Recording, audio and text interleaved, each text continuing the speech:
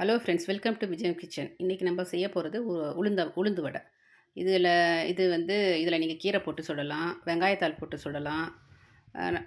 ரொம்ப சூப்பராக இருக்கும். இதுக்கு வந்து 2 டம்ளர் உளுந்து ஊற வச்சுக்கோங்க. ஒரு 2 மணி நேரம் ஒரு 2 மணி நேரம் ஊறட்டும். வெங்காயம், பச்சை மிளகா பொடியாக வெட்டி வச்சுக்கோங்க. வெட்டி வச்சுக்கிட்டு அது கூட வந்து கொஞ்சம் அரிசி மாவு ஒரு 3 ஸ்பூன் போட்டுக்கோங்க. அதுக்கப்புறம் கறிவேப்பிலை பொடி கொஞ்சம் போட்டுக்கோங்க. மிளகு வந்து பொடிசா உடச்சி போட்டுக்கோங்க. 1, 2மா உடச்சி போட்டுக்கோங்க மிளகு. அத போட்டிருக்கு பாருங்க. அது மாரி போட்டுக்கோங்க. போட்டுக்கிட்டு அதுக்கப்புறம் உளுந்த வந்து நல்லா பூக்க அரைச்சி மிக்ஸியில் அரைச்சிங்கன்னா கம்மியாக வரும். கிரைண்டரில் அரைச்சிங்கன்னா நல்லா நிறையா வரும் வச்சுங்களேன். நல்லா பொச பொசன்னு நிறையா வரும். அரைச்சி அதில் போட்டு அ கொஞ்சோண்டு உருளைக்கிழங்கு மாவு இருந்தால் கூட போட்டுக்கோங்க. உருளைக்கிழங்கு மாவு போட்டுக்கிட்டு, உப்பை போட்டுட்டு, கொத்தமல்லியை கொஞ்சம் கிள்ளி போட்டுக்கோங்க. போட்டுக்கிட்டு ரவுண்ட் ரவுண்டாக உருட்டி எண்ணெயில் போட வேண்டியது தான். எண்ணெயில் வந்து எண்ணெய் நல்லா சூடான அப்புறம்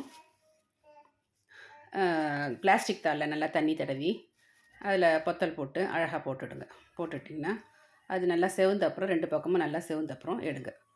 ஆமாம். நல்லா ஒரு மீடியமாக தீய வச்சுக்கோங்க. வச்சிக்கினா தான் வந்து உங்களுக்கு உள்ளேயும் நல்லா வேகும். அது மாதிரி வச்சு நல்லா செவந்த உடனே எடுத்துருங்க.